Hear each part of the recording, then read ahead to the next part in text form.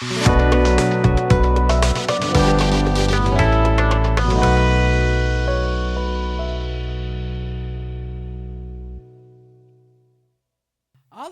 যে বিষয় আমরা দেখব তা আবার বিচার কর্তৃগণ থেকে, ফ্রম দ্য বুক অফ জাজেস। আর সেখানে আমরা দেখছি, আমরা we are studying through the book of জাজেস, আর আমরা বিচার কর্তৃগণের বিভিন্ন অধ্যায় থেকে আমরা পড়ছি এবং শেখার চেষ্টা করছি বিভিন্ন বিচারকের থেকে, তাদের জীবনী থেকে।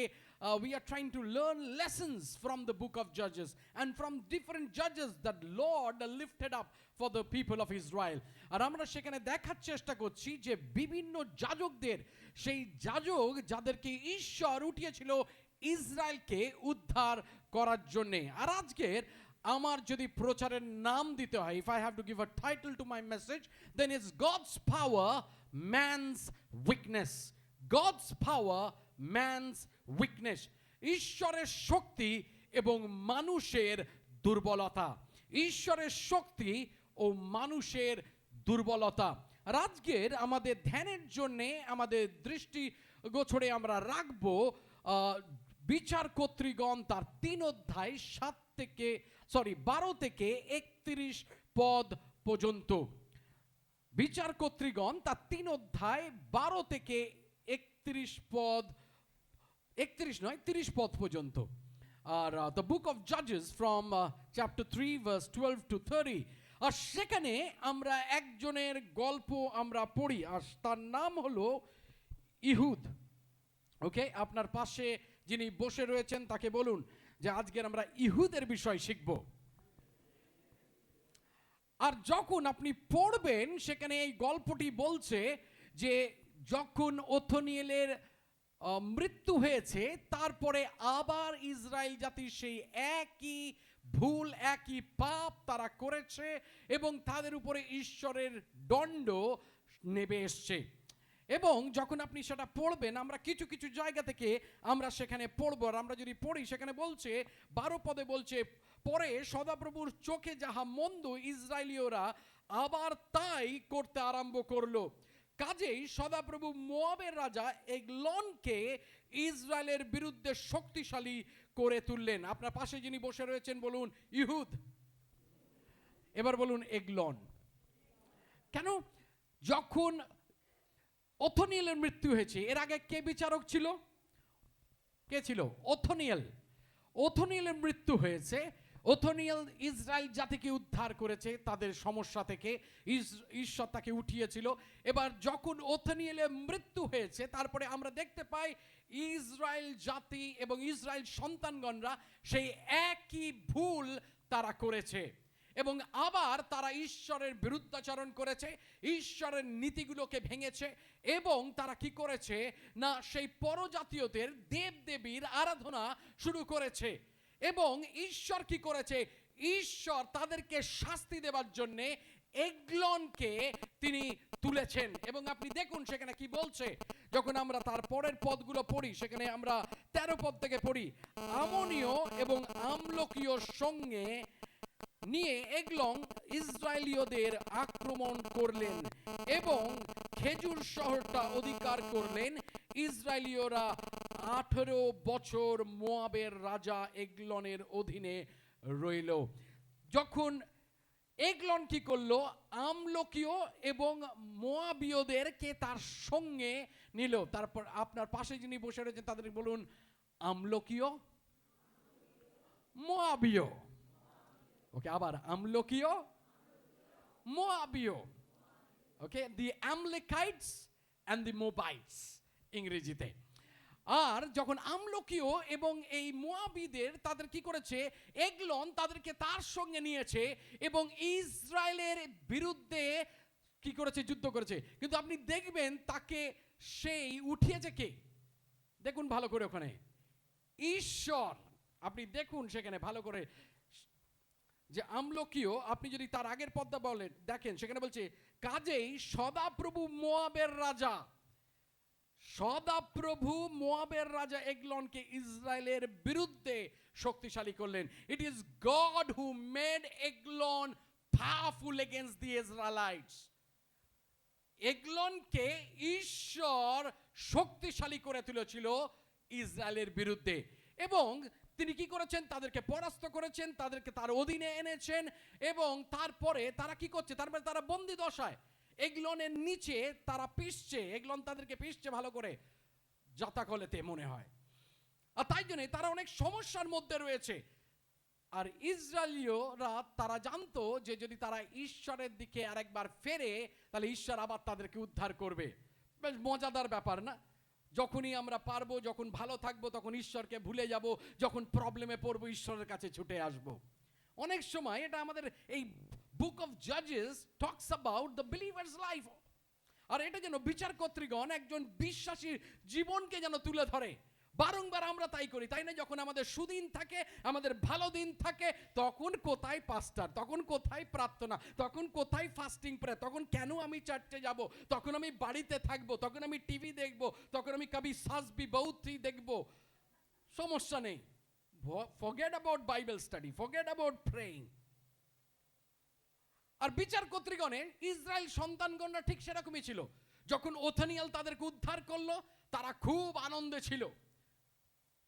আর তারপরে প্রায় 40 বছর তারা খুব ভালো ছিল, তারপরে বাস আবার ফিরে গেছে যেখানে ছিল।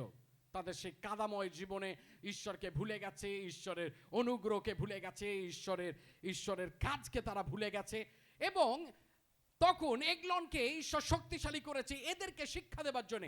এবং এগলন এসছে এবং আমলকীয় এবং মোবীয়দের তার সঙ্গে নিয়েছে এবং তাদেরকে একসঙ্গে নিয়ে ইসরায়েলের বিরুদ্ধে যুদ্ধ করেছে, তাদেরকে পরাজিত করেছে, তার অধীনে এনেছে এবং তাদেরকে তার দাসত্বের নিচে রেখেছে।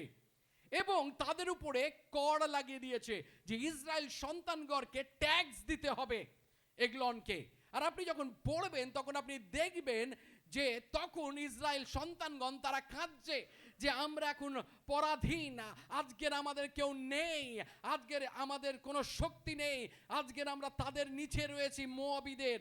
আর তাই জন্যে যখন তারা কাঁদছে, ঈশ্বর কি করছে না ইহুদকে উঠাচ্ছে তাদের বিচারকর্তা হিসাবে।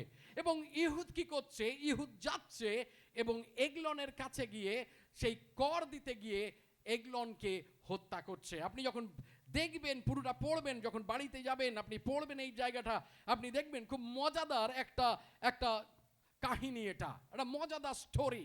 কিন্তু প্রশ্ন হলো আজকের এই ইহুদকে আপনি যদি দেখেন, বাইবেল তার উত্তর আমাদেরকে দিচ্ছে যে ইহুদকে। আপনি যদি 15 পদে থেকে পড়েন, সেখানে বলছে এরপরে ইসরায়েলীয়রা আবার সদাপ্রভুর কাছে কান্নাকাটি করতে লাগলো, আর তিনি তাদের জন্য ইহুদ নামে একজন উদ্ধারকর্তা দাঁড় করালেন। তিনি ছিলেন বিন্যামিন গোষ্ঠীর গোড়ার ছেলে। তার বাবার নাম তাহলে কি? গোড়া। ওকে, আপনার পাশে যিনি বসে রয়েছেন তাকে বলুন গোড়া। আর এগলন কোন গোষ্ঠী থেকে? বেঞ্জামিন। একটু জোরে বলুন, Benjamin. Okay, in English Benjamin. আর আপনি যদি দেখেন সেখানে, এখানে বলছে না যে ইহুদ ছিল বিচারকর্তা, কিন্তু বলছে তিনি ছিলেন উদ্ধারকর্তা। আর আপনি যখন এই জায়গাটাকে পড়বেন, আজকের আমরা এই ইহুদের জীবনে থেকে what are the lessons that we can learn from the life of Ehud or this story? আর আজকের আমার প্রচার্য বিষয় যেটা হলো যে God's power and man's weakness, ঈশ্বরের শক্তি এবং মানুষের দুর্বলতা। ঈশ্বর শক্তিশালী এবং মানুষ হলো দুর্বল, সেটাই আমরা জানতে পারবো। আর কি শিক্ষা পাই এই জায়গা থেকে? আপনাকে বলি, প্রথম শিক্ষা যেটা আমরা প্রত্যেকে শিখি সেটা হলো sin comes with negative consequences. Sin comes with negative consequences. পাপ নেতিবাচক পরিণতি নিয়ে আসে। পাপ নেতিবাচক পরিণতি নিয়ে আসে। এখানে যদি আপনি দেখেন যে প্রায় 40 বছর তারা সব ঠিকঠাক ছিল। আর যদি আপনি 12 পদে পড়েন, সেখানে বলতে ইসরায়েল সন্তানগণ সদাপ্রভুর দৃষ্টিতে যাহা মন্দ পুনর্বার তাহা করিলেন। অতএব সদাপ্রভুর দৃষ্টিতে যাহা মন্দ তাহারা সদাপ্রভুর বিরুদ্ধে তাহা করিলেন। আমরা যখন দেখতে পাই, যখন আমি যেরকম বললাম যে ওথনিয়েল মরে যাবার পরে, তার মৃত্যু হবার পরে ইসরায়েল জাতি যেন আরেকবার ঈশ্বরের বাক্যের, ঈশ্বরের নীতির, ঈশ্বরের আইনের বিরুদ্ধাচরণ করে, তারা যেন আবার বেপথে ফিরে যায়। আর তাই জন্য সেই সময়তে ঈশ্বর কি করে, যখন দেখে যে তার লোকেরা, তার সন্তানেরা বেপথে যাচ্ছে, তারা, ঈশ্বর যখন দেখে যে তারা বিরুদ্ধাচরণ করছে তার আজ্ঞার, তার উল্লঙ্ঘন করছে তার আইনের, আর এবং তারা কি করছে না ঈশ্বরের বিরুদ্ধে যাচ্ছে, তখন ইসরায়েল মোয়াবের রাজা এগলনকে শক্তিশালী করছে যাতে তিনি বিরুদ্ধে আসতে পারে ইসরায়েল সন্তানগণের এবং তাদেরকে একটি উচিত শিক্ষা দিতে পারে। আর যখন আপনি 13 পদে সেটা পড়বেন আপনি জানতে পারবেন। আর তারপরে 18 বছর ধরে এগলনের অধীনে ইসরায়েল সন্তানগণরা ছিল। অনেক সময় আমরা অনেকে রয়েছি যারা আমরা ভাবি যে পাপ কখনো আমাদের জীবনে কোনো পরিণতি নিয়ে আসবে না। অনেক সময় আমরা ভাবি যে আমরা যখন ঈশ্বরের বাক্যের বিরুদ্ধাচরণ করি তখন কোনো পরিণতির সম্মুখীন আমায় হতে হবে না। অনেক সময় আমরা ভাবি যখন আমরা ঈশ্বরের বাক্যের অবাধ্য হব সেখানে তার কোনো পরিণতি নেই। আমরা যখন ঈশ্বরের বাক্যের উল্লঙ্ঘন করব তখন সেখানে কোনো পরিণতি নেই। যখন আমরা ঈশ্বরের বিরোধিতা করব তার কোনো পরিণতি নেই।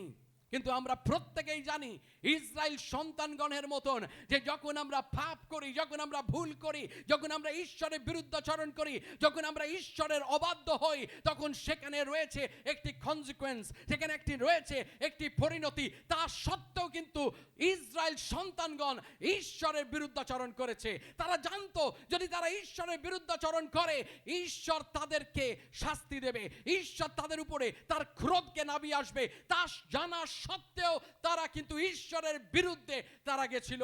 আর অনেক সময় আমরা তাই করি আমার প্রিয়তমেরা।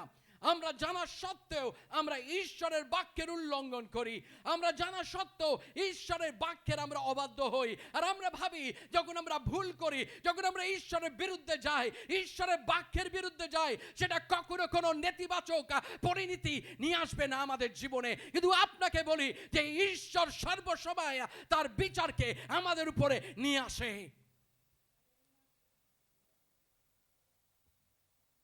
আর ইসরায়েল সন্তানগণ ঠিক তাই করেছিল। যদিও তারা জানতো যখন তারা ভুল করবে ঈশ্বর তাদের শাস্তি দেবে, কিন্তু তারা নিজেদের উপরে অনেক কষ্ট এবং ক্লেশকে নামিয়ে এনেছিল তাদের ভুল দ্বারা। The consequence of our sin are a constant reminder that we are treading the wrong path. আমাদের পাপের পরিণতিগুলি একটি ধ্রুবক স্মরণ করিয়ে দেয় যে আমরা ভুল পথে হাঁটছি। God does not enforce the spiritual law because he hates us. ঈশ্বর আত্মিক আইন, তার বাক্য আমাদেরকে এই জন্য দেন না, তিনি আমাদেরকে ঘৃণা করেন। কিন্তু আমার প্রিয়তমেরা, তিনি আমাদেরকে তার আইন দেন যাতে তিনি আমাদেরকে উদ্ধার করতে পারেন, তিনি আমাদেরকে সঠিক পথেতে যেন তারা রাখতে পারেন। তাই জন্য ঈশ্বর তার বাক্যকে আমাদেরকে দেয়। তিনি এটা করেছেন যাতে আমরা মনে করিয়ে দিই নিজেদেরকে যে আমরা ভুল পথেতে হাঁটছি। The Israelites were making a huge mistake. এইভাবে ইসরায়েলেরা বা ইসরায়েল সন্তানগণরা বিরাট ভুল করে যাচ্ছিল। তারা নিজেদের কবর নিজেরা খুঁড়ছিল। and ঈশ্বর তাদেরকে বেপথ থেকে সঠিক পথেতে নিয়ে আসার চেষ্টা করছিল। আর তাই জন্য তিনি কি করেছেন, তাদেরকে সেই সচেতন করার জন্য, তাদের মধ্যে আরেকবার সেই সচেতনতা যেন কাজ করে, তাই জন্য এগলন একজন পরজাতীয় রাজাকে তিনি উঠাচ্ছেন এবং শক্তিশালী করছেন ইসরায়েলের বিরুদ্ধে, যাতে ইসরায়েল তারা জানতে পারে, তারা শিখতে পারে যে তারা বেপথে গেছে। তাই জন্য প্রিয়তমেরা মনে রাখবেন, যখনই আমরা ঈশ্বরের বাক্যের বিরুদ্ধে কাজ করি তখন সেটার একটি পরিণতি আছে। যখন ঈশ্বর বলে আমাদের নম্রতার সঙ্গে, যখন আমরা গর্বের সঙ্গে চলি তখন সেখানে একটা পরিণতি আসে। যখন ঈশ্বর বলে তুমি তোমার শত্রুকে ভালোবাসো, যখন আমরা তা করি না, সেটার একটি পরিণতি রয়েছে। ঈশ্বর যখন বলে যে তুমি দাও তোমাকে দেওয়া যাইবে, সেটার একটি পরিণতি রয়েছে। কারণ ঈশ্বরের বাক্যে অনেক নীতি রয়েছে যেগুলো আমাদের জীবনকে চালায়, যেগুলো হলো আত্মিক নীতি, যেগুলো এই জগতের নীতির সঙ্গে খাপ খায় না, সেই জগতের নীতির সঙ্গে একভাবে চলে না। কারণ এটা হলো ঈশ্বরের নীতি। জগৎ বলে তুমি ব্যাংকে রাখো, ঈশ্বর বলে তুমি আমার রাজ্যে তুমি দাও। জগৎ বলে তুমি নিজেকে বাঁচাও, ঈশ্বরের বাক্য বলে তুমি অন্যকে বাঁচাও। এই নীতি জগতের নীতির থেকে অনেকটা আলাদা। Because my Jesus is different. কেন আমার যিশু অনেকটি আলাদা। এই জগতের মতন নয়, এই জগতের গুরুদের মতন নয়, এই জগতের রবির মতন নয়, কিন্তু আমার যিশু তিনি হলেন মুক্তিদাতা, তিনি হলেন সেই ঈশ্বর যিনি আমাদের সুস্থ করেন, তিনি হলেন সেই ঈশ্বর যিনি আমাদেরকে ক্ষমা করেন, যিনি আমাদেরকে উদ্ধার করেন। তিনি আমাদেরকে বলেন না তুমি গিয়ে নিজেকে ধুয়ে এসো, তারপরে আমি তোমায় আলিঙ্গন করব, তারপরে আমি তোমাকে ভালোবাসবো, তারপরে আমি তোমাকে আমার দয়া দেখাবো। কিন্তু আমার ঈশ্বর বলে, আমার যিশু বলে যে তুমি যেরকম আছো সেরকমই এসো, আমি তোমায় ভালোবাসি, আমি তোমায় ভালোবাসতে চাই, আমি তোমায় উদ্ধার করতে চাই, আমি তোমার সঙ্গে সঙ্গে থাকতে চাই। কিন্তু মনে রাখতে হবে যে আমাদের পাপ আমাদের জীবনে প্রভাব ফেলে। দ্বিতীয় বিষয় যা আমরা ইহুদের জীবনে বা এই গল্প থেকে শিখি, lesson number 2, god answers his people. ঈশ্বর তার লোকেদের উত্তর দেন। আমেন। ঈশ্বর তার লোকেদের উত্তর দেন। আপনার পাশে যিনি বসে রয়েছেন তাকে যদি ঘুমিয়ে গিয়ে থাকে তাকে ঠেলে বলুন, ঈশ্বর তার লোকেদের উত্তর দেন। Amen. God answers his people. Hallelujah. আমার খুব ভালো লেগেছে এটা, যে ঈশ্বর উত্তর দেন। আপনি দেখুন ইসরায়েল সন্তানগণ যখন তারা এগলনের নিচে রয়েছে, যখন তার অধীনে রয়েছে, মোয়াবের অধীনে রয়েছে, তখন ঈশ্বরের লোকেরা কার কাছে যাবে?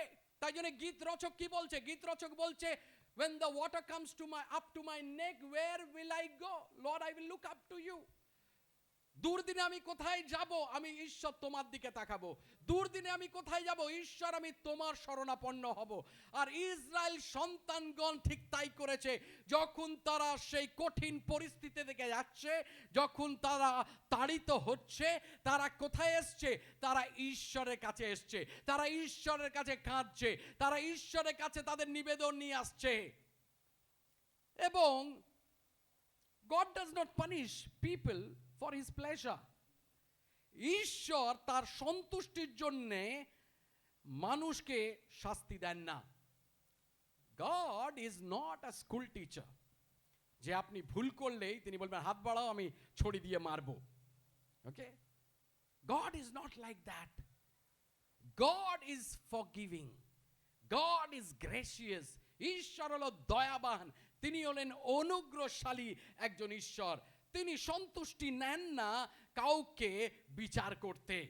আর তিনি যখন কাউকে বিচার করেন সেটাও তিনি প্রেমের সঙ্গে করেন, তিনি ভালোবাসার সঙ্গে করেন, তাকে ধ্বংস করার জন্য নয়।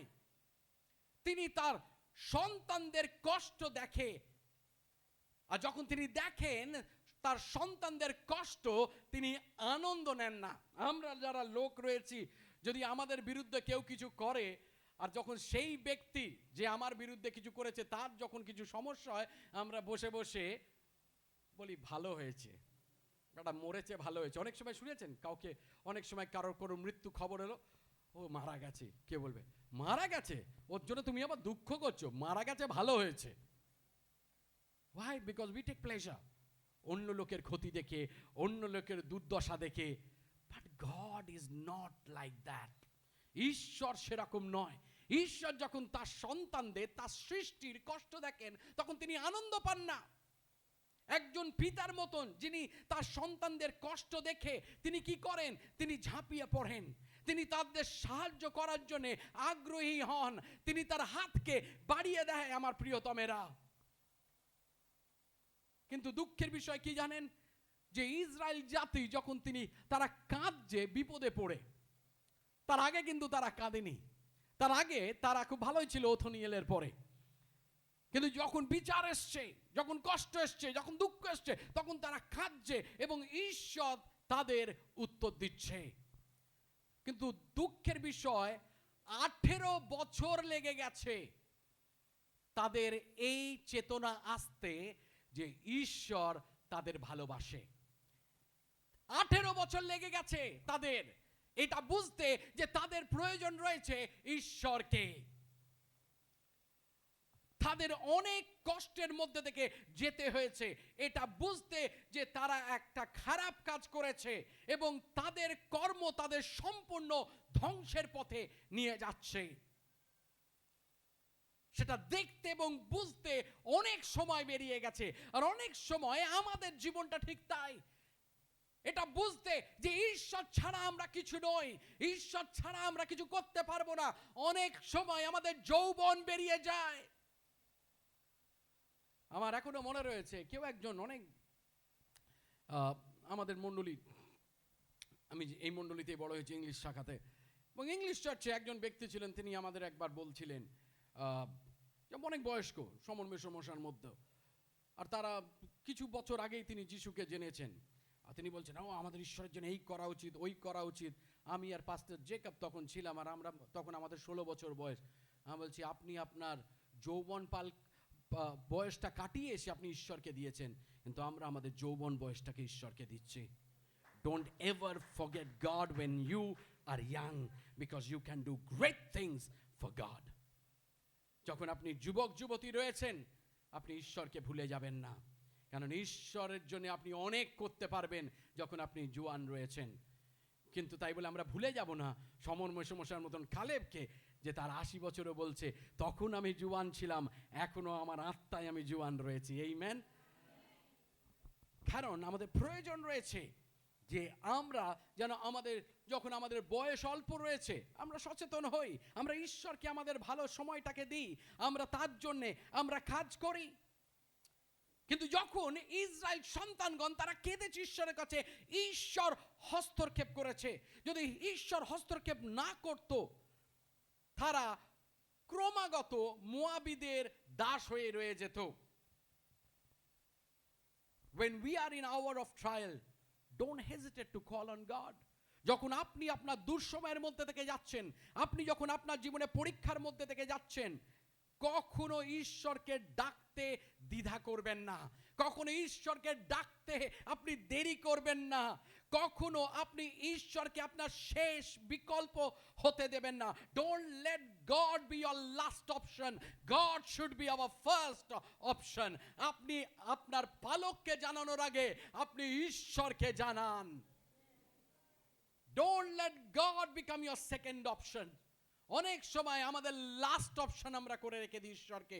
সমস্ত কিছু চেষ্টা করেছি, সবার কাছে ধার চেয়েছি, সবাই আমার কাছে তাদের দরজাকে বন্ধ করে দিয়েছে। যখন কোনো কিছু হচ্ছে না তখন কি আমি ঈশ্বরকে বলছি ও প্রভু তুমি দাও, ও প্রভু তুমি দাও। কিন্তু সেটাই আমার প্রথম হওয়া উচিত ছিল।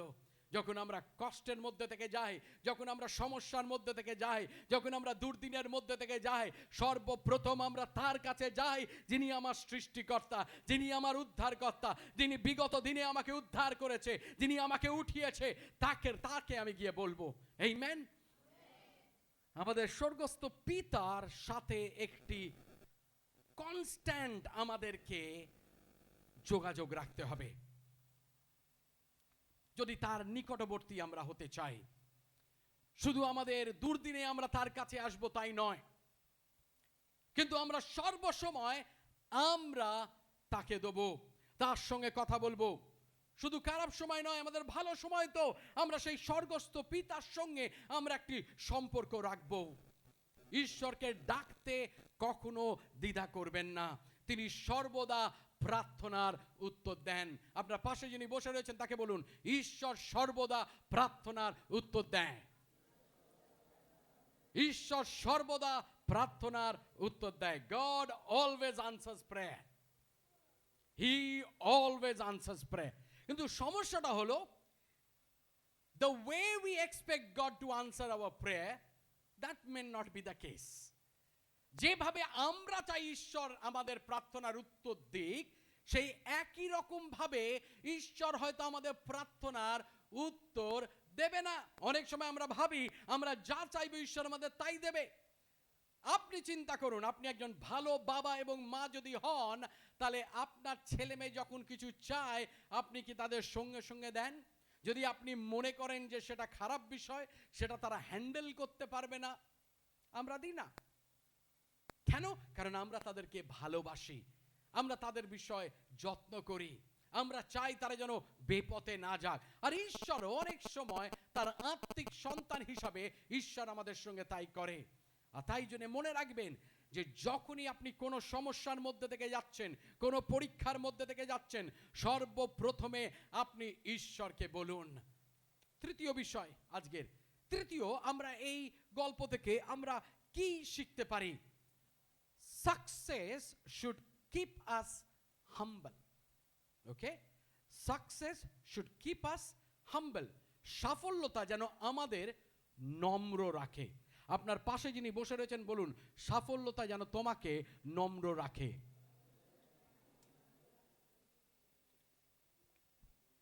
এই কথাটি আমাকে আমার কোনো শিক্ষক আমাকে বলেছিল বাইবেল কলেজে, always remember Sudip, to be humble.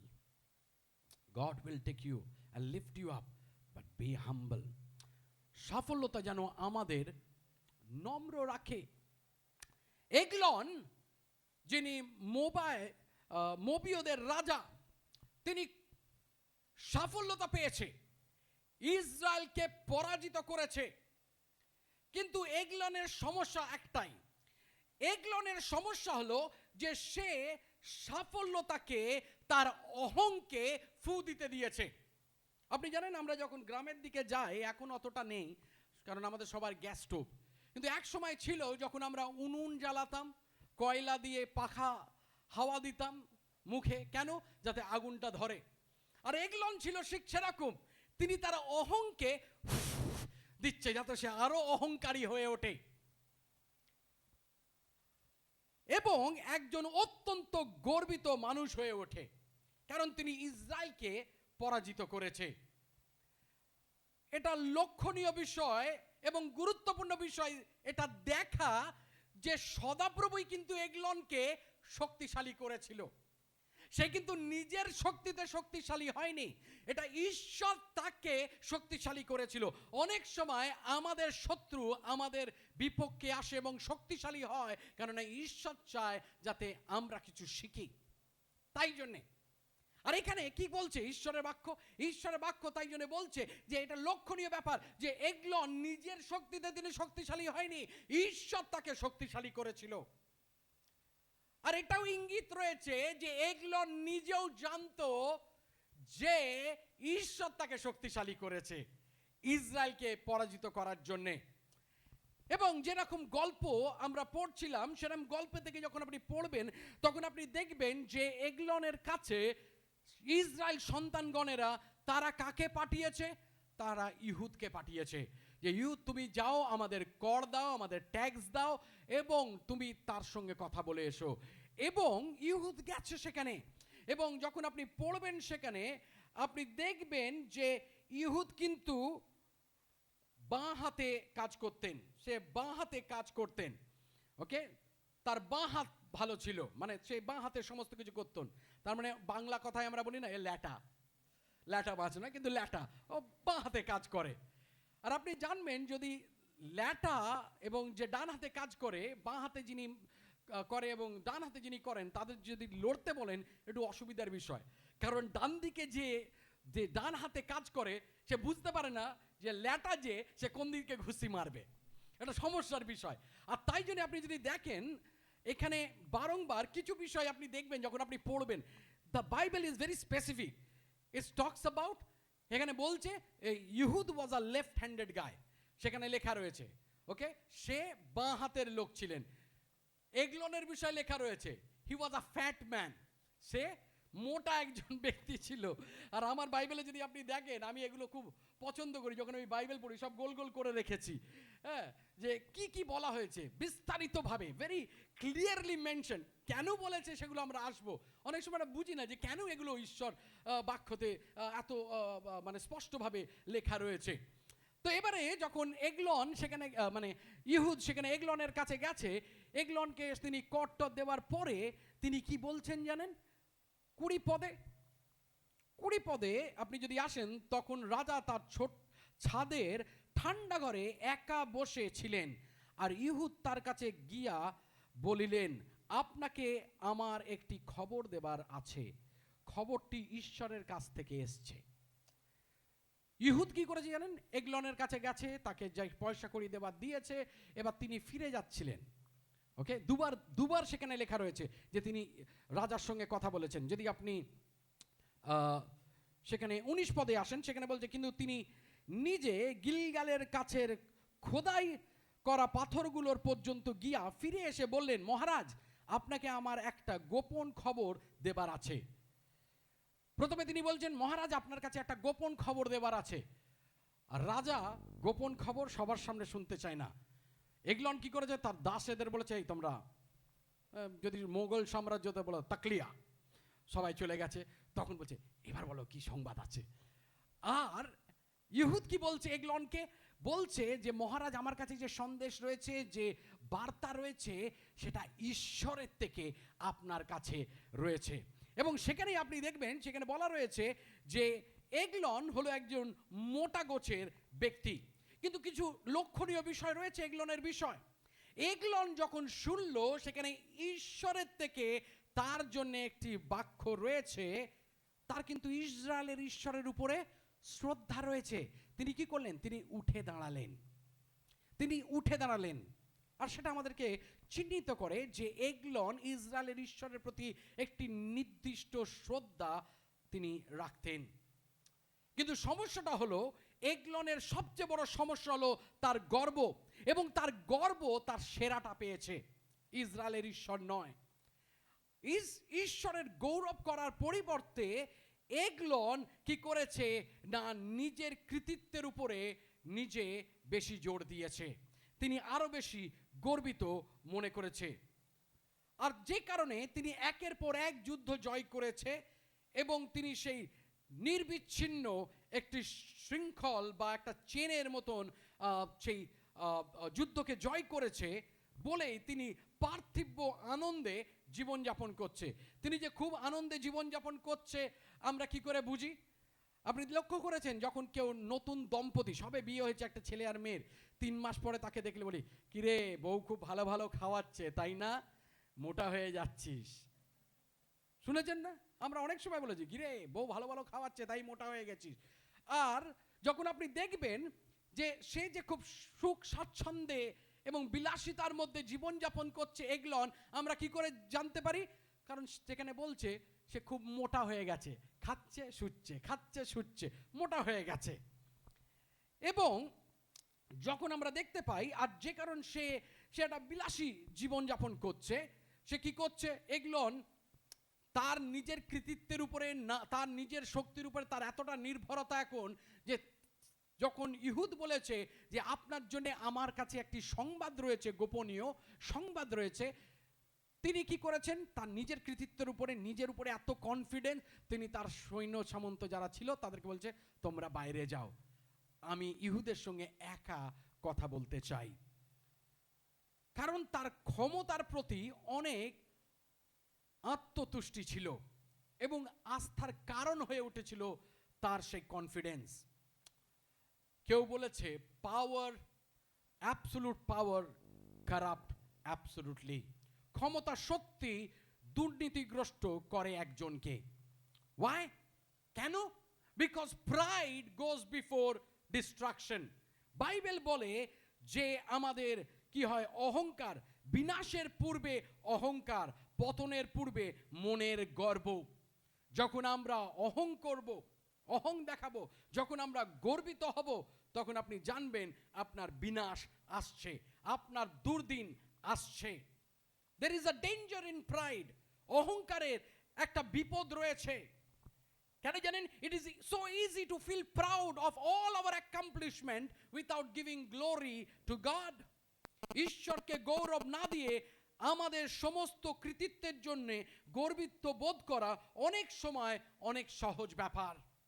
It is easy to fall prey to the thinking that we are someone who is better than anyone. এই চিন্তার শিকার হওয়া খুব সোজা যে আমার চেয়ে ভালো আর কেউ নেই। Don't let success feed your ego. সাফল্যতাকে আপনার অহংকে খাওয়াতে দেবেন না। অনেক সময় আমরা তা করে থাকি, কিন্তু তার পরিবর্তে সাফল্যতা যেন আমাদেরকে ঈশ্বরের দিকে আমাদের দৃষ্টিগোচরকে রাখতে সাহায্য করে, ঈশ্বরকে আমাদের কৃতিত্বের জন্য যেন গৌরব দিতে সাহায্য করে।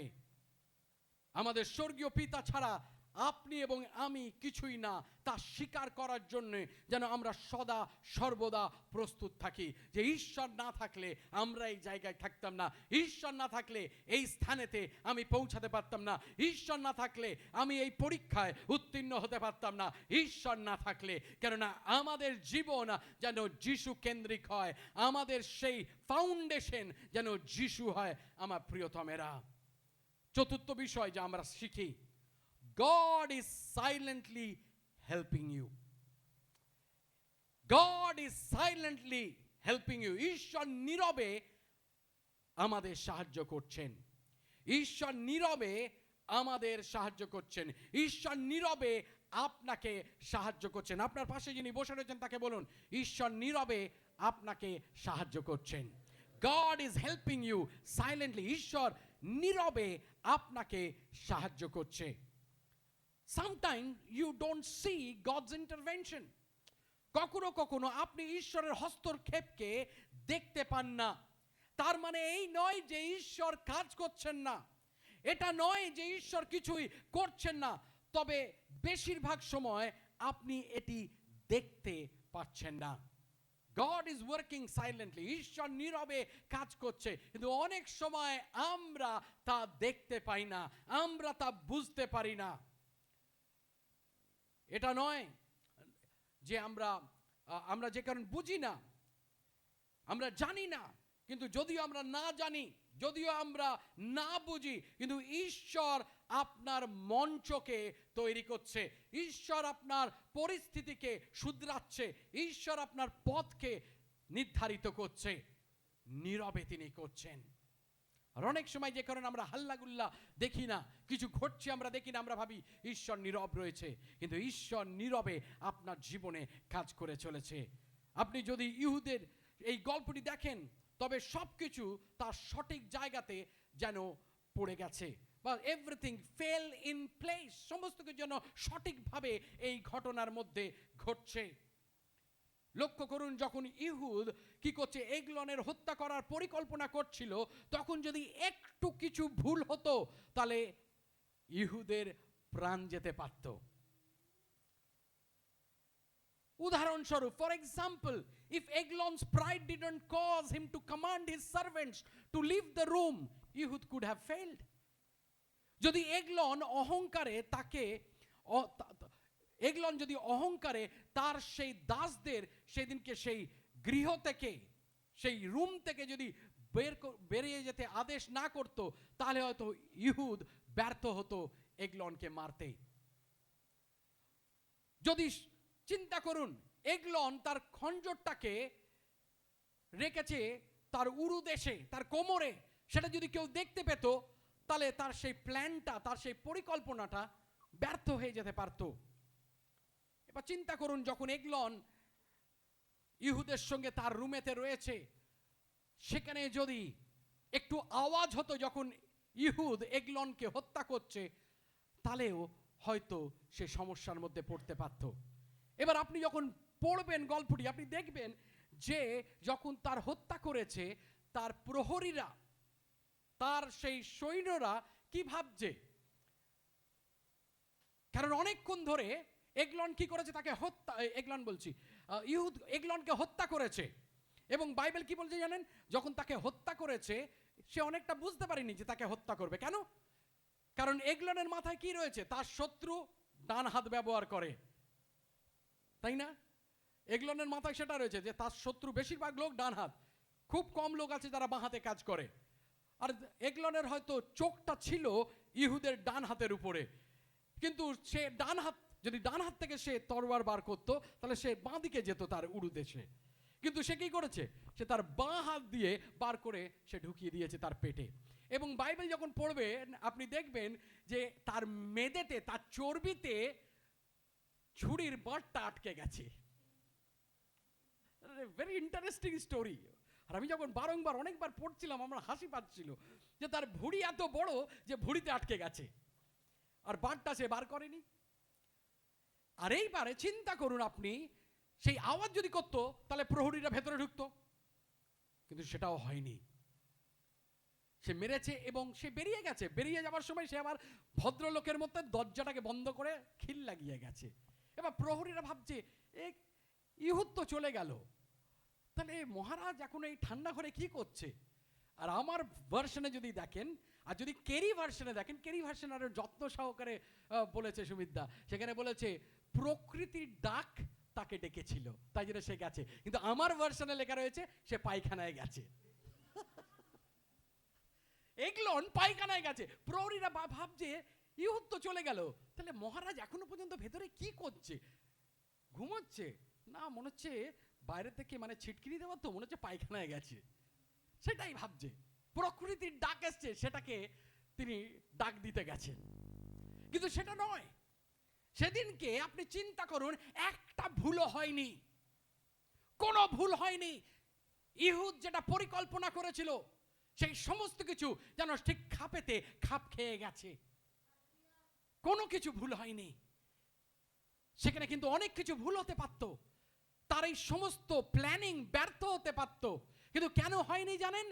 Because god was working silently. কেননা ঈশ্বর নীরবে কাজ করছিল, তাই জন্যে।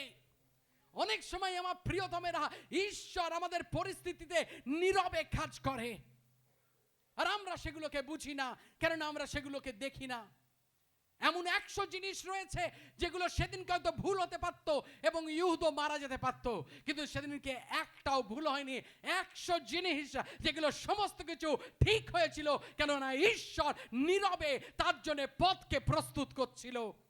আমার প্রিয়তমেরা, আপনাকে বলি, অনেক সময় ঈশ্বর আমাদের জন্য পথ প্রস্তুত করে।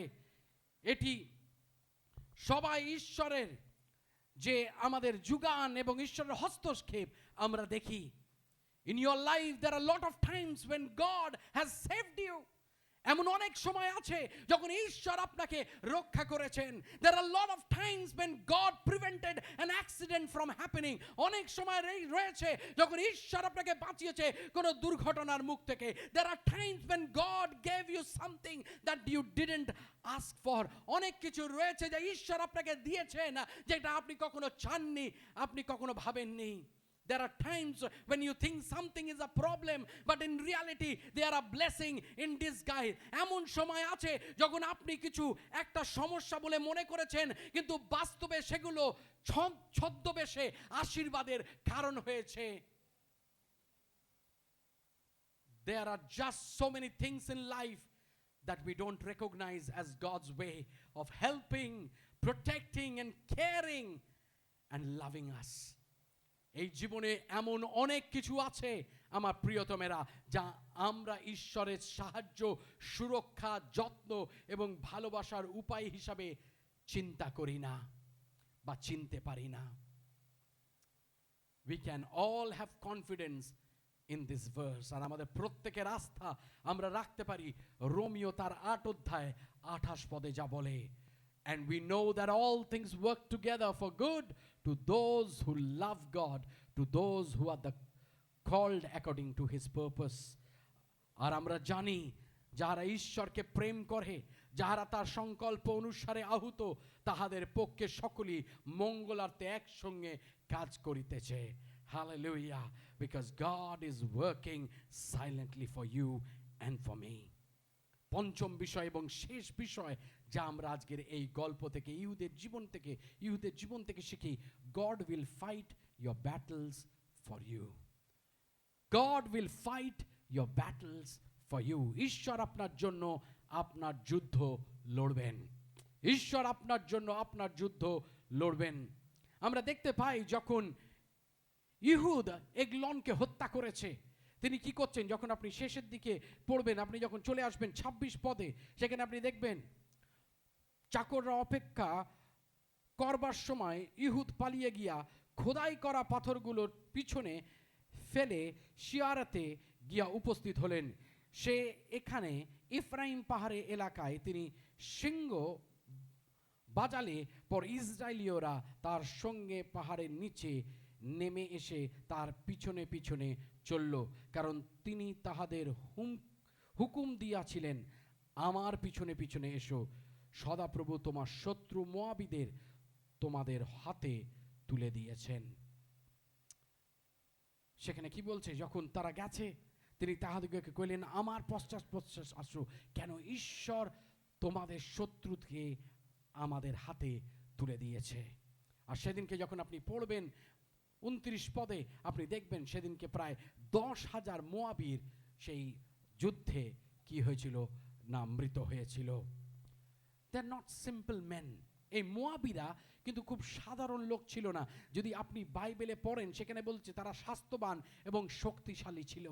আর এখানে কাদের সঙ্গে যুদ্ধ হচ্ছে? তাদের মোয়াবিদের সঙ্গে ইসরায়েল সন্তানগণ, যারা দাসত্বের মধ্যে ছিল, যারা হয়তো ভালো মতন খেতে পায়নি, যারা হলো অনেক কি বলবো রোগা পাতলা ক্ষুধার্ত। কিন্তু এখানে আমরা দেখতে পাই কাদের সঙ্গে তারা লড়ছে? যারা শক্তিশালী ছিল এবং যারা কি না স্বাস্থ্যবান, তারা তাদের সঙ্গে লড়ছে। আর তারা হলো সেই সৈন্য দল যারা হলো সেরা। আপনি লক্ষ্য করবেন মোবীয়রা তারা তাদের রাজাকে হারিয়েছে, কিন্তু তাদের সেনাপতিদের নয়। তাদের সেনাপতিরা তখনও জীবিত রয়েছে। রাজা মারা গেছে, কিন্তু যুদ্ধে শুধু রাজা যায় না, সেনাপতিরা এগিয়ে যায়, কিন্তু তাদের সেনাপতিরা তখনও জীবিত রয়েছে। মোবীয়রা তাদের রাজাকে হারিয়েছে, কিন্তু তাদের সেনাপতিদের নয়। এবং তাদের সেনাপতিরা তাদের সেই বৃহৎ বিকট স্বাস্থ্যবান শক্তিশালী সৈন্যদলকে এগিয়ে নিয়ে যাচ্ছে।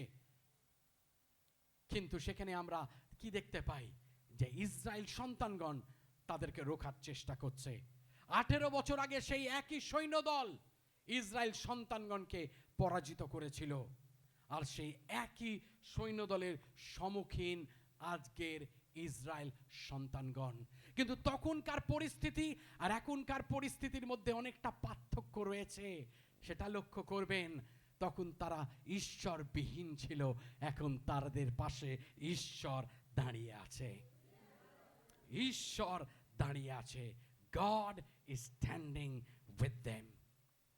অনেক সময় অনেক জায়গায় হয়তো আপনি ব্যর্থ হয়েছেন, আপনি পরাজিত হয়েছেন জীবনে, কারণ তখন হয়তো ঈশ্বর আপনার সঙ্গে ছিল না, ঈশ্বরকে আপনি আপনার সঙ্গে রাখেননি। কিন্তু এখন যখন সেই কাজগুলো করবেন সেটা অনেকটা আলাদা হবে, কেননা আপনার সঙ্গে ঈশ্বর রয়েছে, কেননা ঈশ্বর আপনার যুদ্ধ লড়বে আপনার হয়ে। আর সবচেয়ে ভালো বিষয় কি জানেন আমার প্রিয়তমেরা? যখন ঈশ্বর আমাদের হয়ে আমাদের যুদ্ধ লড়েন, সবচেয়ে ভালো বিষয় কি জানেন? আপনাকে বলি, ঈশ্বর কখনো কোনো যুদ্ধ তিনি হারেন না। God is always the winner. ঈশ্বর সর্বসময় তিনি জেতেন। আর সেদিনকে ইসরায়েল সন্তানগণ সেটা তারা বুঝতে পেরেছিল। কিন্তু আজকের আপনার কাছে আমার প্রশ্ন হলো, আপনি আজকের কোন দিকে দাঁড়িয়ে রয়েছেন? আজকের আপনি ঈশ্বরের পক্ষে দাঁড়িয়ে রয়েছেন, না আজকের আপনি ঈশ্বরের বিপক্ষে আজকের আপনি দাঁড়িয়ে রয়েছেন? আজকের কি আপনি কোনো সংঘর্ষের মধ্যে থেকে যাচ্ছেন? আজকের কি কোনো পরীক্ষার মধ্যে থেকে যাচ্ছেন? আজকের কি আপনার জীবনে কোনো পাহাড় দাঁড়িয়ে রয়েছে? তাহলে আজকের ঈশ্বরকে আপনার যুদ্ধকে লড়তে দিন। আজকের ঈশ্বরকে আপনার পাশে আপনি রাখুন। Know that help is available. আজকের আপনাকে একলা লড়তে হবে না। জীবনের সংঘর্ষে আপনাকে একলা চলে যেতে হবে না, এগিয়ে যেতে হবে না, কারণ আজকের আপনি ঈশ্বরের হাতকে ধরে আপনার জীবনে আজকের আপনি এগিয়ে যেতে পারেন। Because help is available. আজকের সাহায্য আমাদের জন্য রয়েছে ঈশ্বরের কাছে। God is there to help us. যখন আপনি এবং আমি আমাদের হাঁটুতে যাই, ঈশ্বর আমাদের সাহায্যের জন্য দৌড়ে আসেন। যখন আপনি এবং আমি আমাদের সমস্যাকে আমরা তার পাদুপিঠে সমর্পণ করি, তখন তিনি আমাদের হয়ে লড়েন।